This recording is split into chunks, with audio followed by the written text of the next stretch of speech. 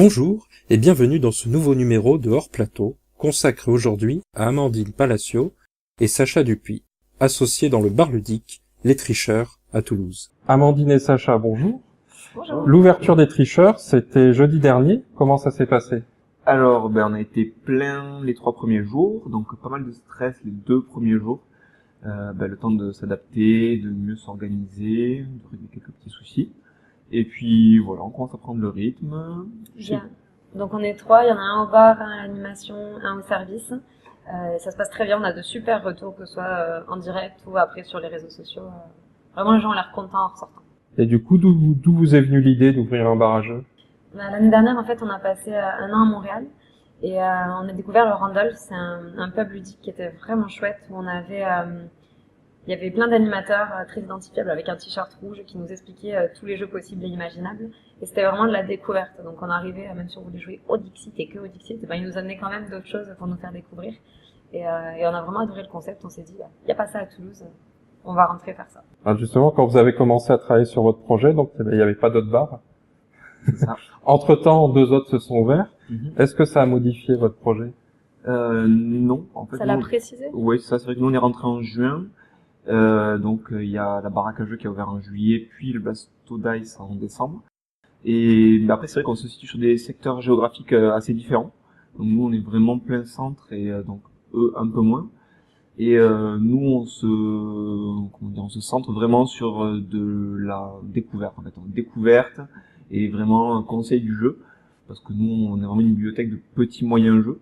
Et le fait qu'on soit en centre-ville aussi, ça permet d'avoir des curieux. Alors qu'eux ont un public plutôt d'amateurs de jeux, et nous on a plutôt un public de curieux qui passe là et qui se disent tiens on va essayer. Sur un projet comme le vôtre, on est sur quel budget à peu près? Enveloppe globale, environ 300 000 euros. Bon, un petit peu moins. Un peu moins. Du coup, entre vous deux, qui s'occupe de quoi? On est un peu multitâche, mais bon là c'est vrai qu'en termes de bar, moi je suis au service, Amandine à l'animation. Ça c'était pour la première semaine. On pense un peu échanger pour pas que j'oublie tous mes jeux. Après on a fait tout un peu ensemble, que ce soit le business plan, la création de la carte. Voilà, on se fait tout valider. Après moi je vais faire les factures, Sacha la clôture de caisse. Enfin on se partage les tâches quotidiennes comme on peut, mais on change comme ça, on se lasse pas. Et justement, votre formule, vous pouvez nous présenter ce que c'est? Alors c'est un bar ludique où on vient donc se faire conseiller et expliquer des jeux. Donc l'idée c'est que ce service est gratuit tant que les gens consomment. Sinon il y a une autre formule qui est aussi que les gens qui ne souhaitent pas consommer peuvent payer 2 € de l'heure pour avoir accès au jeu. Mais la plupart des gens jouent le jeu en fait et préfèrent consommer parce qu'on a des consos à 2 €, donc voilà, donc autant consommer. Pourquoi ce choix? Parce que je pense à d'autres formules qui existent ailleurs, du genre au forfait jeu, comme au Barjo à Bordeaux. L'idée c'est qu'on voulait vraiment pas avoir de frais qui pourraient repousser les curieux justement. De se dire que on voulait pas un frais d'entrée qui fasse que si ça nous plaît pas on a quand même payé les 2 €, voilà. Nous on a vraiment si quelqu'un veut rentrer, il va rentrer, il y a rien qui l'engage. Voilà.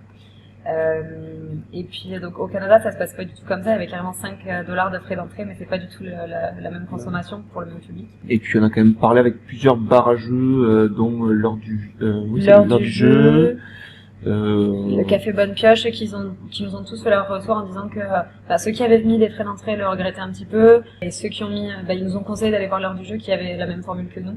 Et d'ailleurs on n'a pas été les seuls à copier le café jeu qui a ouvert à Nantes a fait exactement la même chose aussi, et tout le monde en est content. Voilà, ça permet de pas mettre la pression sur les gens. Puis on avait fait aussi une enquête en disant est-ce que ça vous plairait d'avoir un frais d'entrée, est-ce que ça vous plairait d'avoir une conso par heure, quelque chose comme ça, et les gens consomment davantage quand ils sont pas forcés de toute façon. Et le fait qu'on laisse libre de dire que voilà, en consommant on peut jouer, disons que les gens se sentent plus à l'aise. Vous avez déjà une belle ludothèque. Combien de jeux avez-vous? Environ 400. On en a un peu moins de 400 ici, à peu près 380. Et il y en a une 50aine qui sont encore chez nous, qu'il faut encore qu'on potasse, parce qu'on les a pas encore ouverts. On n'a pas eu le temps. Et comment vous les choisissez? Alors, quand on est rentré du Canada, on a commencé par faire les vides-greniers parce qu'on s'est dit c'est des bonnes affaires, et en fait très mauvaise idée, parce que les jeux des vides-greniers, finalement on les sort jamais. C'est des jeux un peu vieux et pas très marrants. Et donc finalement, on est allé voir nos amis du passe-temps, qui nous ont bien conseillé. On a aussi notre associé Justin, qui est associé au Randolph à Montréal, donc associé avec nous, qui nous avait fait une liste de jeux un peu les indispensables à avoir. Et donc voilà, donc entre la liste de Justin et le passe-temps qu'ils nous ont bien conseillé, voilà, on a réussi à créer une bibliothèque de petits moyens jeux. Qui nous plaisent pas mal tous et qu'on est presque tous capables d'expliquer. Du coup, le Randolph, c'est à Montréal. Ouais. Il y avait une différence entre les jeux qu'on vous a conseillés ici en France et ceux là-bas? Alors déjà, il y en a plein qui sont traduits, comme les Disney, les chansons Disney, c'est pas les mêmes versions. Donc il y en a là-bas, ils ont beaucoup de versions américaines. Et il y en a plein aussi qui sont. Les on n'avait pas exactement la même vision. Le Randolph, c'est vraiment, ils ont 1500 jeux. Donc il y a certaines priorités qu'ils nous avaient mis que le passe-temps nous a un peu déconseillé parce qu'on commence tranquillement avec des petits jeux, on sera pas capable d'expliquer des énormes jeux dès le début. Donc on a pris sa liste et puis on a un peu adapté. C'est ça, parce que bon, Montréal c'est quand même une grosse ville, il y a 3 millions d'habitants, donc il y a quand même une grosse communauté de joueurs. Donc le Randolph c'est multi-joueurs, c'est-à-dire qu'il y a un peu de tout, mais il y a quand même une bonne base de joueurs qui vient. Et donc voilà, ils ont quand même plus de gros jeux que nous on aurait. Donc on s'est adapté avec le Blasto Dice aussi, qui a pas mal de gros jeux, voir quel jeu aussi. Parce que nous, des jeux de plus d'1 heure et demie, on en a très peu. C'est vraiment des jeux assez courts. Et puis on a tout acheté depuis le mois de juillet, donc du coup il a fallu tout ingérer depuis 8 mois. Vous connaissez toutes les règles. C'est ça. Du coup, vous avez parlé du passe-temps comme partenaire. Ouais. Est-ce que vous fournissez chez lui ou ouais. Pas d'autres partenariats avec des associations ou... Non, pour le moment, on se fournit quasiment exclusivement chez le passe-temps. Comment ça se passe si par exemple je veux venir avec un jeu? C'est toléré? C'est arrivé la semaine dernière. Oui, des gens qui sont venus avec un Monopoly Star Wars et qui nous l'ont laissé d'ailleurs parce qu'ils n'avaient pas fini leur partie. C'est vrai, on n'a aucun souci avec ça. C'est vrai qu'on a, justement, comme on n'a pas tous les jeux auxquels on pourrait s'attendre dans un bar à jeux, si les gens ont le jeu, autant qu'ils viennent jouer ici. Ça me sauve même du temps sur l'animation. Même si c'est un gros jeu, c'est-à-dire un jeu qui dure 3 heures. On vous cache dans la cave, mais... C'est ça, non, il n'y a aucun souci. La semaine dernière, vous nous avez accueillis pour l'interview avec Alain de Blue Cocker.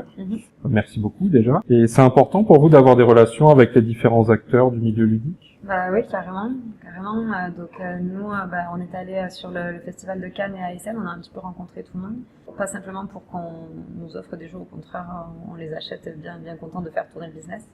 Mais c'est important de voir de connaître les nouveautés, de voir ce qui peut être mis en valeur, que les acteurs du monde ludique sachent qu'on est là pour présenter leurs nouveaux jeux s'il y a besoin. Non, c'est important. C'est vrai que nous on n'est pas du tout de cet univers à la base. C'est vrai que nous, il y a 1 an, on connaissait 10 jeux chacun. Principalement la belote. Ouais, ça, la belote, le Monopoly, et, les grands classiques d'une chambre d'enfant. Mais donc on s'y est mis, mais on n'est pas du tout de cet univers-là. Donc c'est vrai qu'on découvre petit à petit. Donc voilà, on est content de rencontrer tout le monde. Et du coup, comment a été l'accueil de la part des éditeurs? Vraiment correct. Ouais, c'est ça. C'est vrai qu'après on n'a pas trop contacté plus d'éditeurs que ça. Donc c'est vrai qu'à part Blue Cocker qui nous a donné des jeux, on n'a pas... Moi je connais Yellow pour qui j'ai animé à ASN et à Cannes. On a rencontré quelques-uns. Après on a Tiki, c'est notre associé qui bosse chez Tiki Édition. Mais c'est vrai qu'on n'a pas trop contacté l'éditeur plus que ça. En fait, Amandine les a rencontrés. Amandine les a un peu rencontrés comme ça sur des salons, mais on n'a pas rentré plus en contact que ça pour avoir des jeux. Parce que bon, déjà on a déjà pas mal. Plus pour faire connaître, pour dire où on arrive. C'est ça. De façon vraiment informelle. Alors vous parliez de Cannes. L'As d'or, c'est le jeu Unlock. Est-ce que vous l'avez? On l'a fini, on a fait les 3 scénarios en 2 soirées. C'est vraiment cool. Ouais. Et justement, comme c'est un jeu auquel on joue une fois et finalement on n'y rejoue plus après. C'est un très bon jeu de barrage, je trouve. Peut-être moins pour l'éditeur si on peut pas l'acheter. Ouais, c'est vrai. Mais après, on l'a pas encore proposé. On l'a pas encore. Depuis à chaque fois, je demande à des gens, tiens, vous avez fait des escape games, et puis ils me regardent, genre, de quoi tu parles? Bon, tant pis, c'est pas grave. Mais je vais en trouver là cette semaine, c'est sûr. Voilà, pour vous, c'est le genre de jeu idéal pour votre clientèle. Je sais pas, moi, je serais cliente, je me dis, j'aimerais bien tester un jeu avant de l'acheter ou avant d'acheter les autres scénarios. Je trouve que ça peut être cool ici. Après, c'est sûr que quand je dis c'est idéal, vu le bruit qu'il peut y avoir certaines soirées, peut-être le faire en après le lock. Sinon, niveau concentration, on n'y est pas. Donc on a parlé du Blasto Dice, de Baraque à Jeux, qui sont donc 2 autres bars à jeux à Toulouse. Vous avez des contacts avec eux? On les a visités donc avant d'ouvrir. Amandine a rencontré Marion à Cannes justement. Ouais. Le Blasto Dice moins. C'est vrai qu'on n'est pas allé les voir officiellement depuis qu'on a ouvert, en tout cas on n'a pas eu le temps. Et il y a l'Yggdrasil aussi pas loin, qui est le resto à jeux. Et donc là par contre oui, là on s'est déjà vu, rencontré, parler et On a leur carte et puis on leur enverra des clients qui vont manger. oui, c'est ça. Parce que vu qu'on est à 200 mètres, c'est ça. Vu que lui fait la restauration et nous plutôt la boisson. Puis toute l'équipe de la baraque à jeux est venue nous souhaiter la bienvenue le jour de l'ouverture. Sauf Marion parce qu'il fallait bien que le bar soit ouvert. Mais tous les autres ils sont venus, c'était vraiment super chouette. Il y a le réseau des cafés ludiques qui existe. Oui. Vous avez déjà pris contact avec eux ou c'est quelque chose qui vous intéresse? Oui, Ouais. ils ont pris contact avec nous. Mathieu Bonhomme, anciennement de Yellow, là, m'a écrit la semaine dernière, il m'a fait remplir un petit questionnaire et puis c'est bon, ça a été envoyé.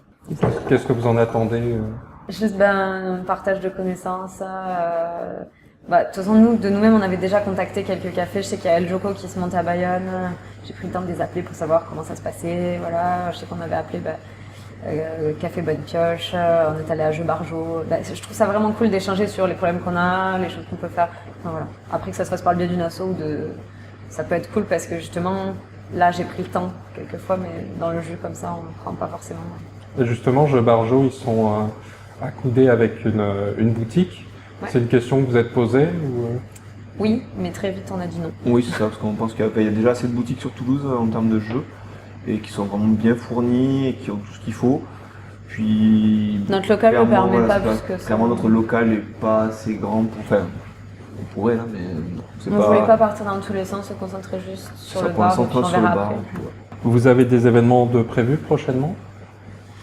Alors cet après-midi, il y a Exégèse qui vient présenter son jeu. Cet après-midi. Après ça, sinon, on va avoir des événements récurrents. Oui. Donc les premiers jeudis du mois, dernier jeudi du mois, soirée Quench, donc tournoi de Quench. Soirée loup-garou à la cave. Le premier mercredi du mois. C'est ça. Et après, on voulait organiser des soirées melting pot. Donc en fait, là, le format est encore un peu à définir. Mais c'est speed gaming. Oui, speed gaming. C'est ça. Et où on ferait tourner les gens de table. En fait, on va échanger, essayer de mixer en fait les gens sur des petits jeux. Donc des jeux où on va essayer de cadencer ça sur des jeux de. Un petit timer là, ça on minutes, change de table. Et puis hop, tout le monde se brasse, histoire que les gens se rencontrent, parce que c'est vrai que se rencontrer autour d'un jeu, c'est toujours sympa. C'est ce qu'on disait. C'est Platon ou je sais pas qui disait qu'on en apprend plus sur quelqu'un en 1 heure de jeu qu'en toute une vie. Oui, c'est vrai que ce qu'on disait l'autre jour, c'est que des fois tu vas à une soirée, puis tu connais personne, tu vas peut-être en marche arrière, alors que si c'est une soirée jeu, on s'en fiche parce qu'on va jouer dans tous les cas. Donc, même si les gens sont relous, le jeu peut être cool. C'est ça. C'est ça. Et puis on a des soirées, on va organiser des soirées quiz tous les dimanches soirs. Ah oui. Mais à partir du mois de mai, là. Donc on se laisse une petite 3 jours, et puis après on commence. Ouais, c'est vrai qu'à Toulouse, il y a un engouement certain pour les soirées quiz. Beaucoup de bars le font. Ouais. Selon vous, c'est un plus pour démocratiser le jeu en général ou au contraire, c'est une concurrence pour vous en fait? Non, c'est une autre manière de jouer. Là, même nous, on va pas faire un quiz traditionnel. On va faire un quiz avec des jeux justement. On va prendre des questions du Contrario, du Trivial Poursuite, un truc du Scrabble. C'est ça, il y aura sûrement toujours une petite partie musique quiz, une partie sur les jeux et qu'est-ce qu'on avait dit? Oui, peut-être une partie culture G.